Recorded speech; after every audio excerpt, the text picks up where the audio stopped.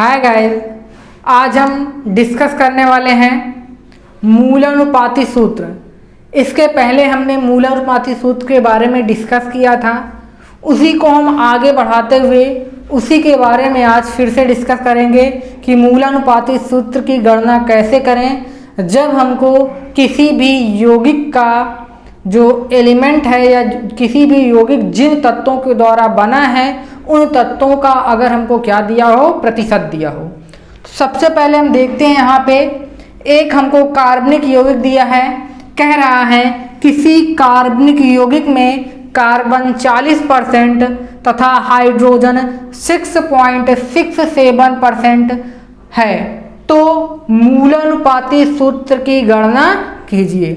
हमको कह रहा है कार्बनिक यौगिक है, उस कार्बनिक यौगिक में जो कार्बन है वो 40% है और जो हाइड्रोजन है वो 6.67% है।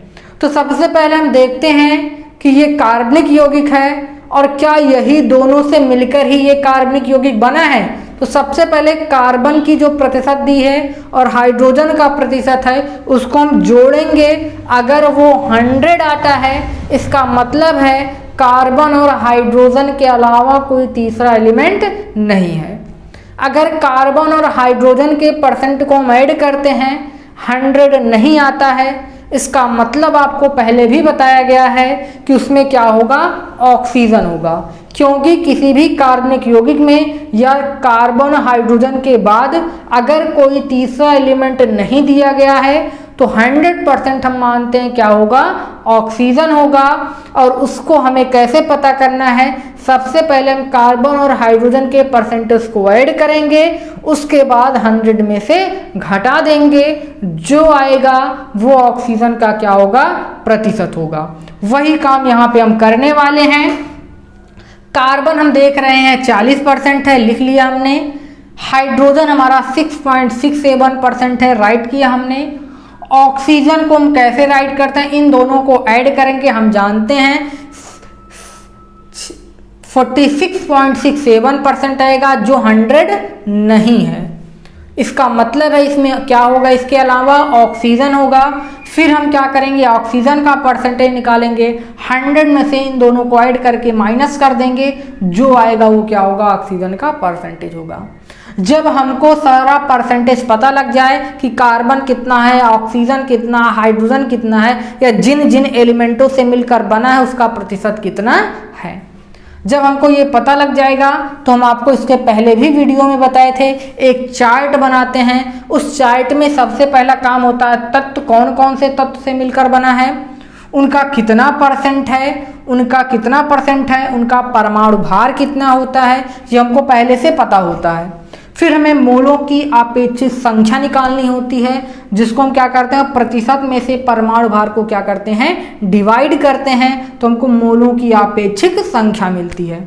फिर उसके बाद सरलतम मोल अनुपात निकालते हैं। सरलतम मोल अनुपात में क्या करते हैं, जो मोलों का अपेक्षित संख्या होती है उसमें जो सबसे छोटी संख्या होगी उनको सारे मोलों की अपेक्षित संख्या से क्या कर देंगे, डिवाइड कर देंगे। मतलब मोलों की अपेक्षित संख्या में जो सबसे छोटी संख्या होगी उनको मोलों की अपेक्षित संख्या से डिवाइड करेंगे तो हमको मिलेगा सरलतम मोल अनुपात। लास्ट में अगर ये एक पूर्ण संख्या नहीं है तो इसको हम एक पूर्ण संख्या में बदलते हैं, जिसको बोलते हैं पूर्णांक या पूर्णांक अनुपात बोलते हैं। तो सबसे पहले हम यहाँ पे देखते हैं कि तत्व तो हमारा कार्बन था, जिसका कितना परमाणु भार होता है, 40 हम जानते हैं। वैसे ही हाइड्रोजन है, हाइड्रोजन का परमाणु भार 1 होता है, हम जानते हैं। ऑक्सीजन का परमाणु भार 16 होता है, इसको भी हम लोग जानते हैं। फिर इसका प्रतिशत यहाँ पे दिया गया है, उसको हम राइट कर लिए। फिर मोलों की अपेक्षित संख्या निकालने के लिए हमने क्या किया, मोलों की अपेक्षित संख्या प्रतिशत को हम परमाणु भार से डिवाइड कर दिए, तो हमें कार्बन का जो मिला वो 3.33 मिला मोलों की अपेक्षित संख्या। फिर हम 6.67 को 1 से डिवाइड किए तो हमको मिला 6.67, ये मिला।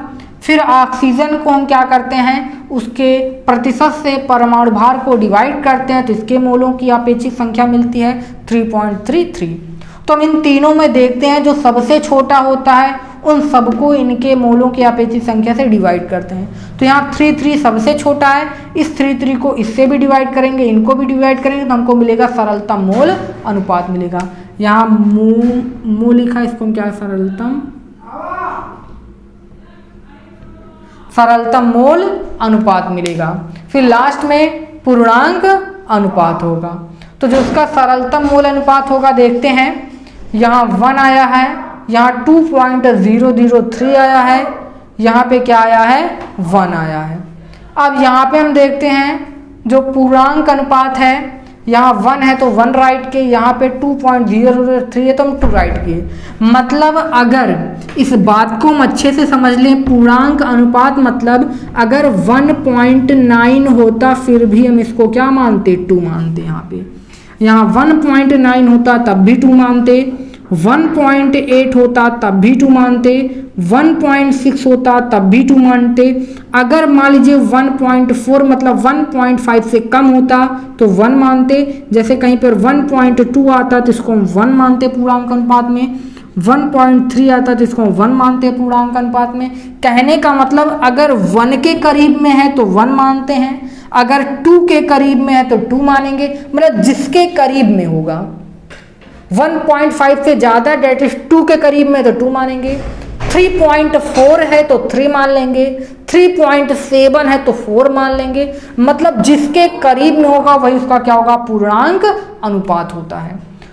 तो यहाँ पे पूर्णांक अनुपात इसका 1 है, इसका 2 है, इसका 3 है। तो पूर्णांक अनुपात निकालने का नियम आपको पता है, जिसके करीब में होगा वही होगा। 1 है तो 1 ही, कोई दिक्कत नहीं। 2.003 है मतलब 2 के करीब है तो 2 होगा। 2.1 होता तब भी 2 होता, 2.3 होता तब भी 2 होता, 2.2 होता तब भी 2 होता, 1.9 होता तब भी 2 होता, 1.8 होता तब भी 2 होता।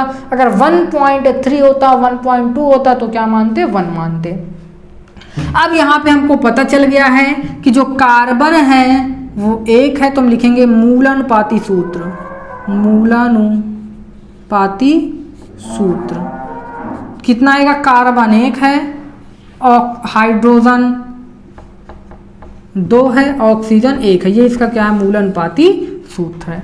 अगर मान लीजिए आपसे कहा जाए अणु सूत्र बताइए, किसके बारे में पूछा जाए, अणु सूत्र के बारे में, तो अणु सूत्र अगर आपको निकालना है तो आपको मूलानुपाती सूत्र पता होना चाहिए, और अणु सूत्र अगर आपको निकालना है तो अणु भार पता होना चाहिए।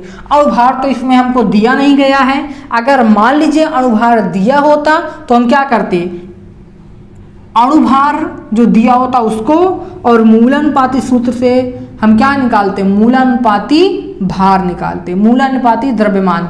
तो अणु भार से मूलानुपाती द्रव्यमान को डिवाइड करते तो हमको जो संख्या मिलती उसमें हम क्या करते, इस मूलानुपाती सूत्र में मल्टीप्लाई कर देते तो हमको क्या मिल जाता, अणु सूत्र मिल जाता।